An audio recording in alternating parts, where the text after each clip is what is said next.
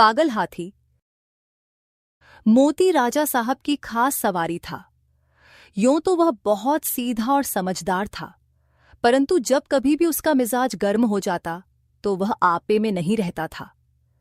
उस समय उसे किसी बात की सुध नहीं रहती थी, महावत का दबाव भी नहीं मानता था। एक बार इसी पागलपन में उसने अपने महावत को ही मार डाला। जब राजा साहब ने यह खबर सुनी तो उन्हें बहुत क्रोध आया। मोती की पदवी छिन गई, उसे राजा साहब की सवारी से निकाल दिया गया। अब उसे कुलियों की तरह लकड़ियां ढोनी पड़ती, पत्थर लादने पड़ते और शाम को पीपल के नीचे मोटी जंजीरों में बांध दिया जाता। उसके सामने सूखी टहनियां डाल दी जाती थीं और उन्हीं को चबाकर वह भूख की आग बुझाता।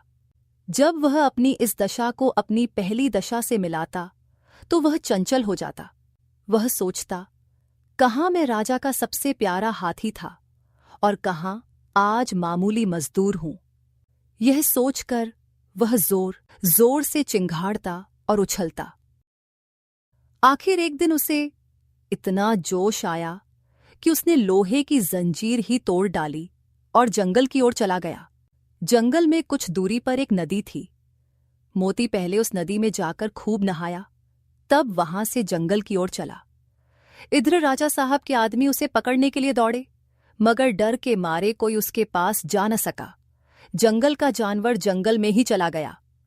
मोती जंगल में पहुंचकर अपने साथियों को ढूंढने लगा। वह कुछ दूर और आगे बढ़ा तो हाथियों का एक झुंड मिला। हाथियों ने जब उसके गले में रस्सी और पांव में टूटी जंजीर देखी तो उससे मुंह फेर लिया। उससे कोई बात तक न पूछी। जब तक वे आंखों से ओझल न हो गए, मोती वहीं खड़ा उन्हें ताकता रहा। फिर न जाने क्या सोचकर वहां से भागता हुआ महल की ओर चला। वह रास्ते में ही था। उसने देखा राजा साहब शिकारियों के साथ घोड़े पर चले आ रहे थे। वह फौरन एक बड़ी चट्टान की आड़ में छिप गया। धूप तेज थी। राजा साहब जरा दम लेने को घोड़े से उतरे। अचानक मोती आड़ से निकल पड़ा और गरजता हुआ राजा साहब की ओर दौड़ा। राजा साहब घबराकर भागे और एक छोटी झोंपड़ी में घुस गए। जरा देर बाद में मोती भी पहुंचा। उसने राजा साहब को अंदर घुसते देख लिया था। पहले तो उसने अपनी सूंड से ऊपर का छप्पर गिरा दिया, फिर उसे पैरों से रौंदकर चूर चूर कर डाला। राजा साहब का डर के मारे बुरा हाल था। जान बचने की कोई आशा न थी। आखिर कुछ न सूझी तो वे जान पर खेलकर पीछे दीवार पर चढ़च गए और दूसरी तरफ कूदकर भाग निकले। मोती द्वार पर खड़ा छप्पर रौंद रहा था और सोच रहा था कि दीवार कैसे गिराऊं। आखिर उसने धक्का देकर दीवार गिरा ही दी।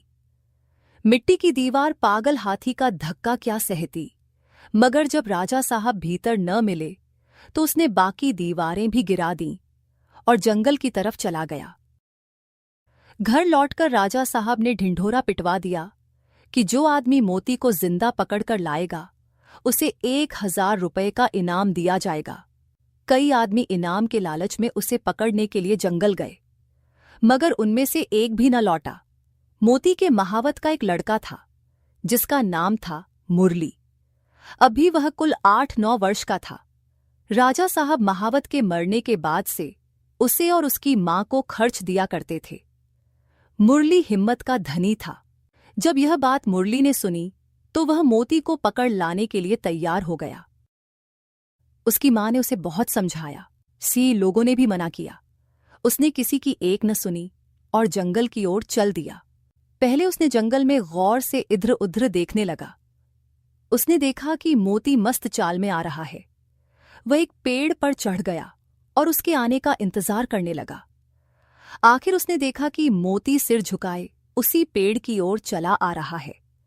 उसकी चाल से ऐसा मालूम होता था कि उसका क्रोध शांत हो गया था। मोती ज्यों ही उस पेड़ के नीचे आया, उसने पेड़ के ऊपर से पुचकारते हुए आवाज लगाई, मोती। मोती आवाज को पहचानता था। वह वहीं रुक गया और सिर उठाकर ऊपर की ओर देखने लगा। वह मुरली को देखकर पहचान गया। यह वही मुरली था जिसे वह अपनी सूंड से उठाकर अपने मस्तक पर बिठा लेता था। मोती मन ही मन सोचने लगा, मैंने ही इसके बाप को मार डाला है। यह सोचकर उसे मुरली पर दया आई और खुश होकर सूंड हिलाने लगा। मुरली उसके मन के भाव को पहचान गया। वह पेड़ से नीचे उतरा और उसकी सूंड को थपकियां देने लगा। फिर उसे बैठने का इशारा किया। मोती बैठा नहीं, मुरली को अपनी सूंड से उठाकर पहले ही की तरह अपने मस्तक पर बिठा लिया और राजमहल की ओर चल पड़ा। मुरली जब मोती को लिए हुए राजमहल के द्वार पर पहुंचा तो वहां सबने दांतों तले उंगली दबा ली। फिर भी किसी की हिम्मत न होती थी कि मोती के पास जाए। मुरली ने चिल्लाकर कहा, डरो मत, मोती बिल्कुल सीधा हो गया है, अब वह किसी को कुछ न कहेगा। राजा साहब भी डरते डरते मोती के सामने आए। उन्हें कितना अचंभा हुआ कि वही पागल मोती अब एकदम सीधा हो गया है। राजा साहब ने मुरली को 1000 रुपए का इनाम दिया।